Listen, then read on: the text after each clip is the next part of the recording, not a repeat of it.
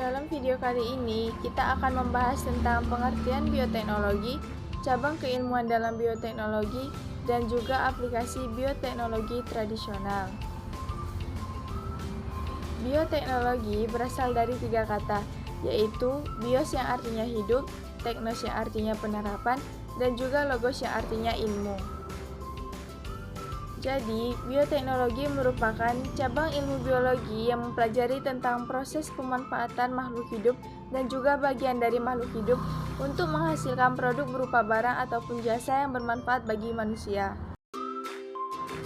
Perkembangan bioteknologi tidak hanya didasari pada biologi semata loh, tapi juga pada ilmu-ilmu terapan dan murni lainnya, seperti biokimia, biologi molekuler, mikrobiologi, genetika, dan sebagainya.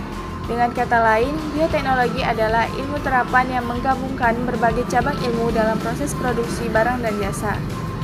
Berikut ini adalah ilmu-ilmu yang digunakan dalam bioteknologi. Yang pertama yaitu mikrobiologi. Mikrobiologi adalah sebuah cabang dari ilmu biologi yang mempelajari mikroorganisme. Objek kajiannya biasanya adalah semua makhluk hidup yang perlu dilihat dengan mikroskop, khususnya bakteri, fungi, alga mikroskopik, protozoa, dan archaea. Virus sering juga dimasukkan walaupun sebenarnya tidak sepenuhnya dapat dianggap sebagai makhluk hidup. Contoh penggunaan mikrobiologi yaitu pemanfaatan mikroorganisme pada proses fermentasi pada makanan, misalnya tempe, keju, yogurt, dan masih banyak lagi. Yang kedua yaitu biologi sel.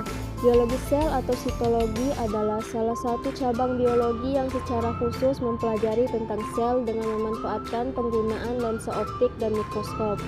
Kajian utama di dalam biologi sel ialah pengamatan sel sebagai satuan yang utuh, interaksi molekul antar sel, dan reaksi kimia yang terjadi di dalam sel.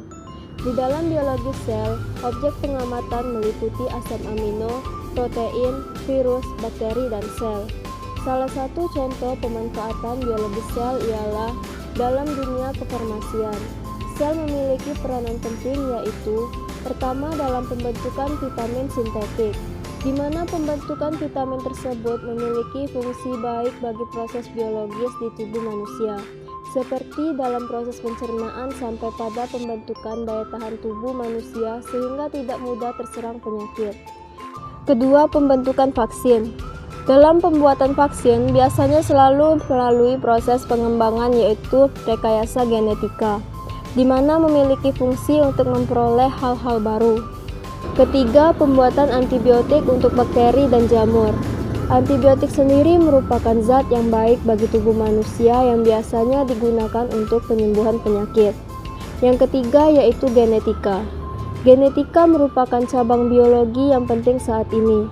Ilmu ini mempelajari berbagai aspek yang menyangkut pewarisan sifat dan variasi sifat pada organisme maupun suborganisme, seperti virus dan prion. Dalam ilmu ini dipelajari bagaimana sifat keturunan atau hereditas itu diwariskan kepada anak cucu, serta variasi yang mungkin timbul di dalamnya. Tetapi bahan sifat keturunan itu tidaklah bersifat abadi, selalu mengalami perubahan, berangsur atau mendadak.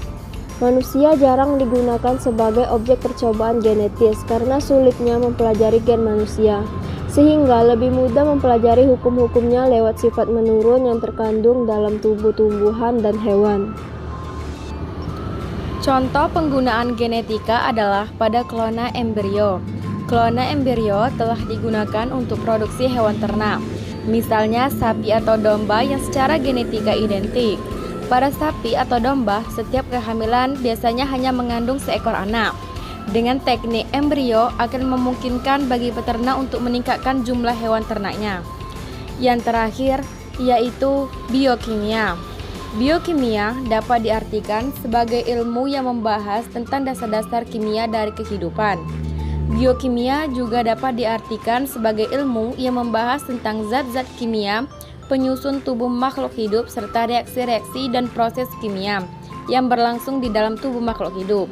Reaksi dan proses kimia yang berlangsung di dalam tubuh makhluk hidup atau di dalam sel kita namakan dengan metabolisme. Dengan definisi ini dapat dipahami bahwa biokimia mencakup atau bersinggungan dengan sebagian bahasan dalam biologi sel dan biologi molekuler. Saat ini, biokimia menjadi dasar atau landasan penting bagi berbagai ilmu pengetahuan hayati lainnya, mulai dari biologi sel, biologi molekuler, biologi teknologi, genetika, imunologi, mikrobiologi, bahkan taksonomi dan paleontologi membutuhkan landasan berbagai prinsip biokimia. Pengetahuan aplikatif antara lain di bidang kesehatan, lingkungan, pertanian, dan peternakan juga banyak bersinggungan dan membutuhkan biokimia sebagai dasar atau landasannya. Sehingga dapat dikatakan biokimia merupakan ilmu yang esensial untuk hampir seluruh ilmu-ilmu hayati atau life science. Temuan biokimia diterapkan di berbagai bidang, terutama di bidang kedokteran, nutrisi, dan pertanian. Dalam pengobatan, ahli biokimia menyelidiki penyebab dan penyembuhan penyakit. Ilmu gizi mempelajari bagaimana menjaga kesehatan dan kebugaran serta pengaruh dari kekurangan gizi. Di bidang pertanian, ahli biokimia menyelidiki tanah dan pupuk, meningkatkan budidaya tanaman, penyimpanan tanaman, serta pengendalian hama juga merupakan tujuan penerapan biokimia. Sekarang kita masuk ke topik pembahasan berikutnya, yaitu aplikasi bioteknologi tradisional. Yang pertama yaitu bioteknologi tradisional di bidang pangan.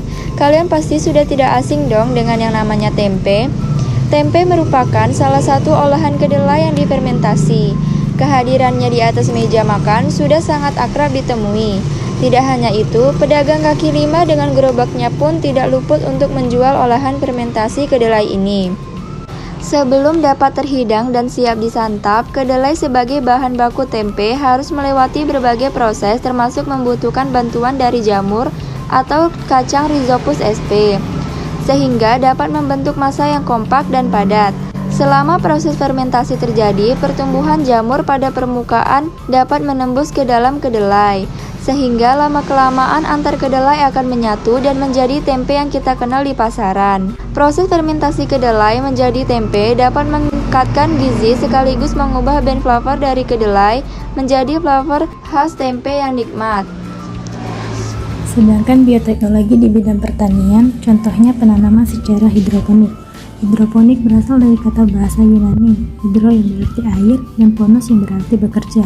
Jadi, hidroponik artinya pengerjaan air atau bekerja dengan air. Dalam praktiknya, hidroponik dilakukan dengan berbagai metode, tergantung media yang digunakan. Adapun metode yang digunakan dalam hidroponik antara lain, metode kultur air atau menggunakan media air, metode kultur pasir menggunakan media pasir, dan metode porus menggunakan media kerikil, pecahan batu bata, dan lain-lain.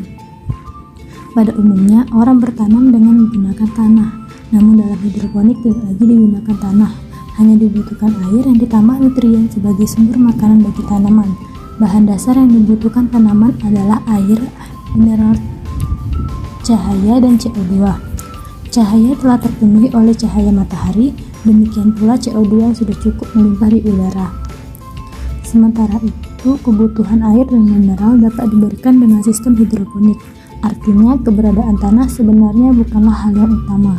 Beberapa keuntungan bercocok tanam dengan hidroponik antara lain, tanaman dapat dibudidayakan di segala tempat, resiko kerusakan tanaman karena banjir, kurang air, dan erosi tidak ada. Tidak perlu lahan yang terlalu luas, pertumbuhan tanaman lebih cepat, bebas dari hama, hasilnya berkualitas dan berkuantitas tinggi, hemat biaya perawatan.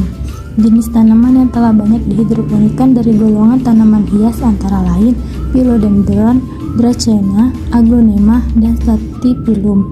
Golongan sayuran yang dapat dihidroponikan antara lain tomat, paprika, mentimun, selada, sawi, kangkung, dan bayam.